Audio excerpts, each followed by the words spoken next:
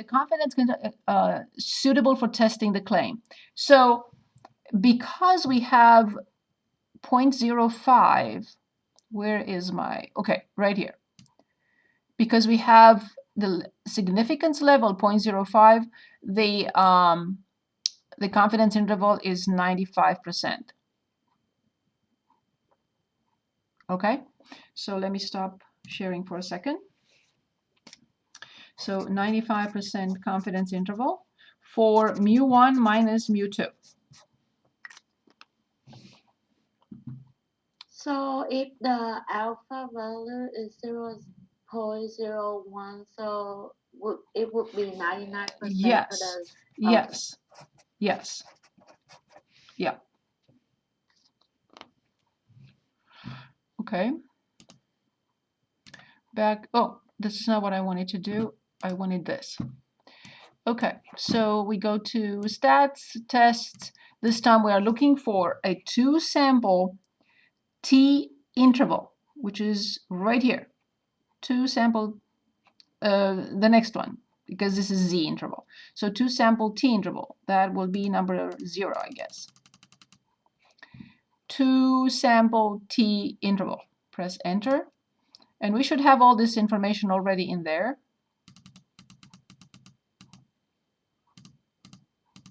So it's 95. And we calculate. And here it is. Negative 0.3087, comma 0.82874. And degrees of freedom, it's calculated automatically by the calculator. This is a 2-population sample. Okay.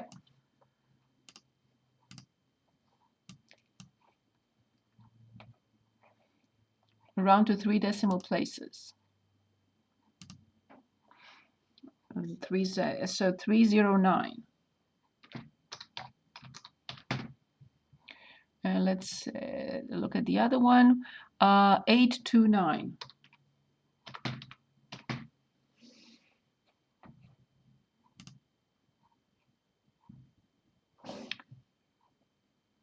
It didn't like something.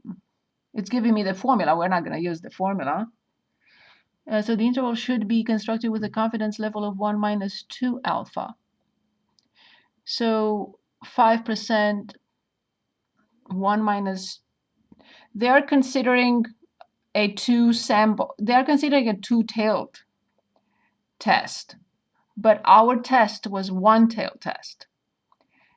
It was an upper tail test. So they are considering that we should still consider the area in 2 tails. So they want us to, I disagree, but so 1 minus 2 times alpha. So alpha is 0.05. 0.05 times 2 is 0.1. So 1 minus 0.1. So they consider this as being a 99% confidence interval.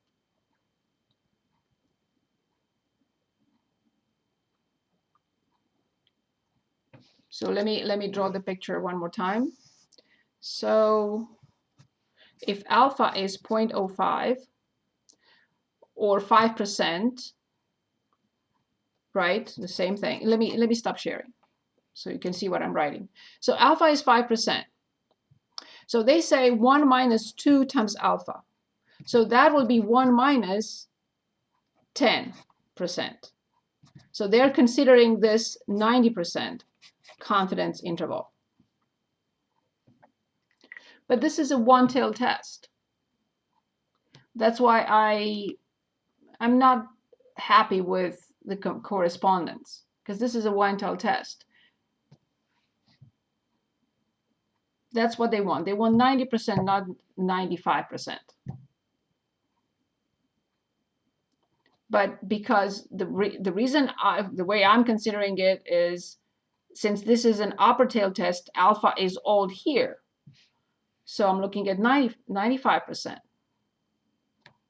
But they are changing for the confidence interval what they are doing is they're saying, okay, now assume that this is a two-tailed test. And if I assume that this is a two-tailed test, although it is not, then I will consider the 90%. That's what their explanation is. I am not in total agreement with them. Let me share my screen and calculate the 90%. So I'll go back and do a 2 sample t interval. So all the information is there. And 0. That's exactly what we asked. So if alpha is 0.01, then it will be 0.01 or 1 times 2, which is 2, so that would be a 98%. So V, remember your question from a minute ago? So if alpha is 0.01, then according to their explanation, it will be 98% confidence interval. So if in the final we will do as one tail, or you want me to follow the? I will make sure that it's very clear, and I will not ask you to come up with the interval. I will ask you to calculate such and such percentage. Okay, so like if I do the quiz in chapter 11 and it had the same. Yeah, let's take a look. If there is a problem like that, I think we should do it together now. I think so. So let's do that together now for everyone. Okay, so let me copy the 90% confidence interval. Let me copy this. Negative 0.2059 and 0.72593. So if you find that problem, let's do it now, please. So no one has any difficulties with that. Okay. So the critical value separating an area, yes, that's correct.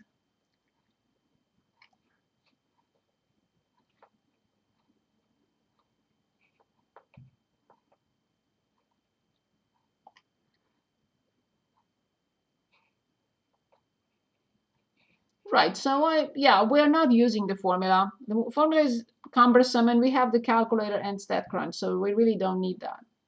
So the interval should be constructed with a confidence level. Yes, but if the initial test is a two-tailed test, that's my reasoning.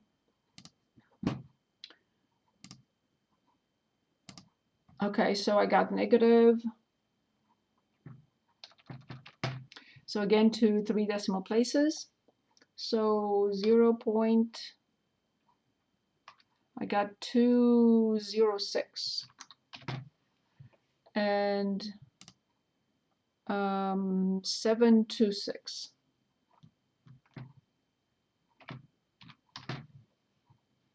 So on the final exam, I will make sure that this is clearly specified here. You don't have to wonder which confidence interval I'm asking you to determine. It will be clearly stated. If it's 90%, it will say 90%. If it's 95%, it will say 95%, or whatever else. Okay, this is the most important part. Now, does the confidence interval support the conclusion found with the hypothesis test? So remember what we discussed last time. Okay, let's talk about it again. If the difference of the means is consistently positive, mu1 is bigger. If both numbers, the entire interval is positive, then mu1 must be greater than mu2. If the entire interval is negative on the left-hand side of 0, then obviously mu2 is greater. But if the interval contains 0, I cannot say if one is bigger than the other. And that's exactly what we just did. Failed to reject the null hypothesis. There is insufficient evidence to conclude that one is bigger than the other. So yes, the confidence interval contains 0, which is inconclusive. I can say if everything is positive, this is bigger. If everything is negative, this is bigger. But if 0 is in the interval, negative and positive, and 0 is somewhere in between, I have to fail to reject the null hypothesis. It's not conclusive. So yes. Yes. Because the interval contains 0. Because the interval contains 0, we fail to reject the null hypothesis. So this is another way of testing a hypothesis if you want. Okay, and we have, I think, one more. No, 11 and 12. Sorry. Assume that both populations are normally distributed. Fine. Test whether mu1 does not equal mu2 at alpha 0.05 level of significance. This is clearly a two-tailed test. For the given sample data. Construct a 95. Correct. That is correct. That's exactly what it is. If it's a two-tailed test, and that's what I was explaining 5 minutes ago, yes, for 0.05. That's what we give, right? 0.05 is a 95% confidence interval, which makes sense. Okay, so which part we select? A, B, C, D.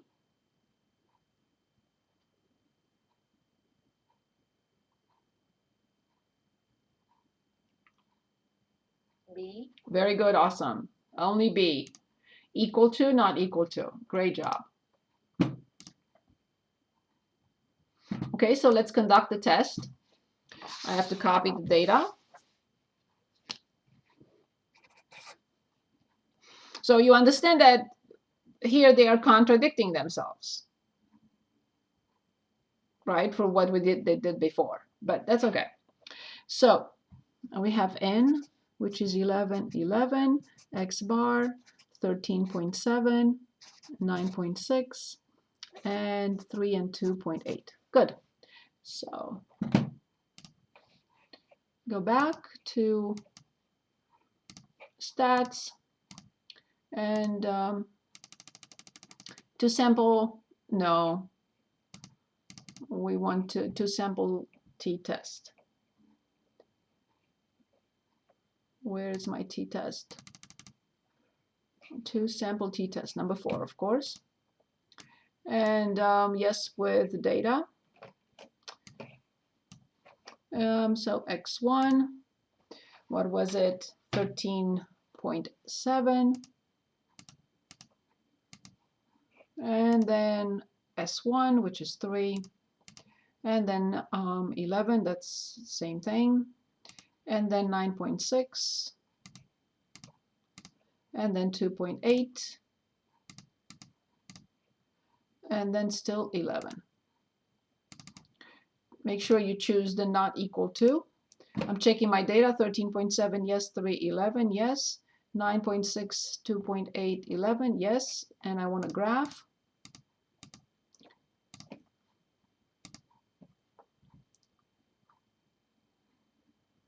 Almost non-existent P. No shading. Wow. Okay. So test statistic, 3.3137, and the p-value is 0.0035. You cannot even see the shade. Good. So the p-value, round to 3 decimal places, 0.004. HO is always equals, right? Say that again. HO is always equals, right? Yes. Good. And now let's draw a conclusion. Remember, alpha is 0.05.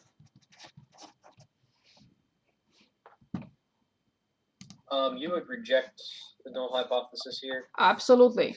When the p-value is less than alpha, we reject. There is sufficient evidence. Sufficient evidence. Okay.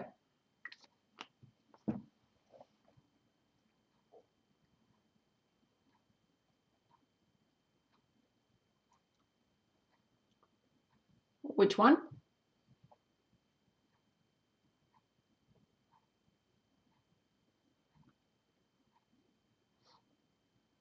Anyone? A. Good. Everyone agrees with A.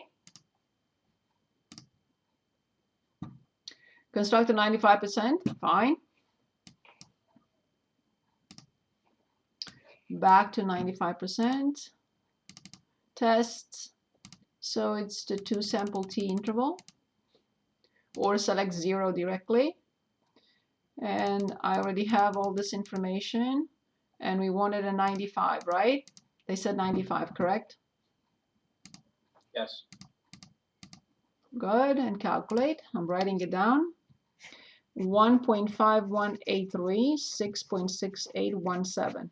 Is it consistently positive? Is it consistently negative? Or it has 0 somewhere?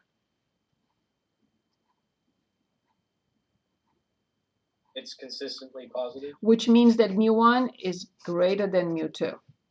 So we were justified to reject the null hypothesis. The interval does not contain 0. If it contains 0, we fail to reject the null hypothesis. I have to caution you that sometimes you may get a different response from here and a different response from here. They may be opposites. It can happen. That's why they're asking us, does the interval support that? Because it may not, which is okay. It doesn't mean that you made a mistake here, but it's possible. Okay, so back to round to 2 decimal places, 1.52. I typed in the error again, 1.52 and 6.68. And yes, it supports if they're asking. No, they're not. So this is the last question here. Anyone would like to start us on this problem? In the meantime, I'm going to copy the data.